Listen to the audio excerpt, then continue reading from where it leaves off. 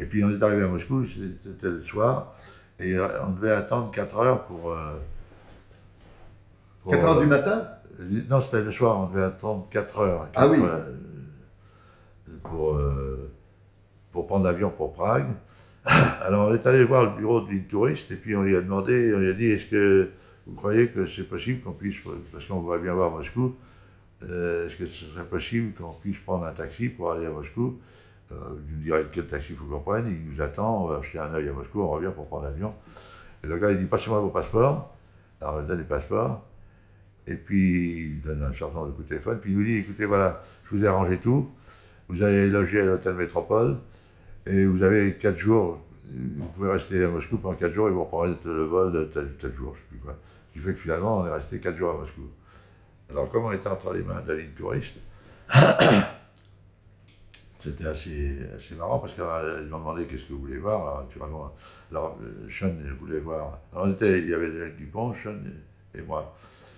Et ton assistant, Non, lui, il était parti. Il avait voulu rentrer en Suisse tout de suite. Et donc, et on avait dit qu'on voulait voir naturellement le mausolée. Et puis, comme Sean, il avait rencontré, d'un seul coup, j'ai plus oublié son nom, la cinéaste Carmen, la cinéaste russe qui avait fait des documentaires. Qui faisait des documentaires et qui avait tourné la chute des Deviennent Fous. C'est ça, et qui en plus a été qui tournait beaucoup d'actualité. Oui, mais en même temps, qui à l'époque s'était occupé. Ah, c'est lui qui avait tourné Deviennent Fous pour les Russes. Voilà. Ah oui. C'est ça. En fait, il n'avait pas tourné pendant la bataille, il a tourné des colonnes de réfugiés, et puis ensuite, ils ont remis en scène.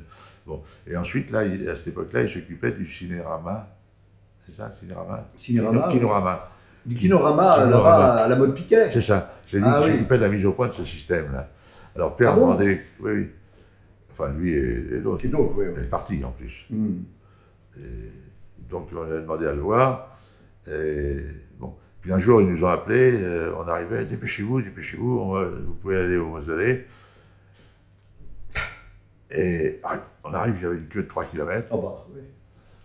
Alors, on va faire toute cette queue-là, parce que pas du tout. Je veux dire, il nous a amenés en tête, arrêté, on laissait passer les 3 voyous.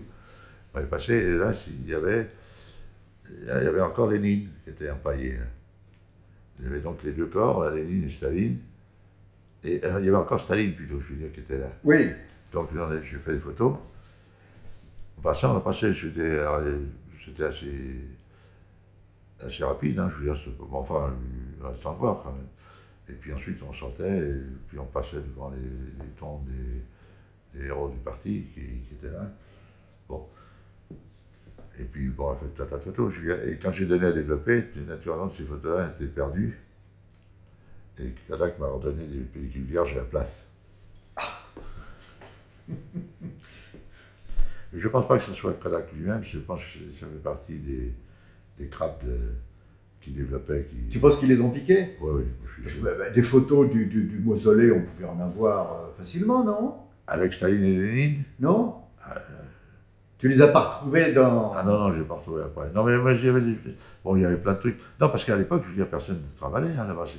C'était juste au moment de la déstalinisation. C'était rarissime d'avoir l'autorisation pour aller à Moscou à l'époque. D'ailleurs, on était sidérés d'avoir pu y aller.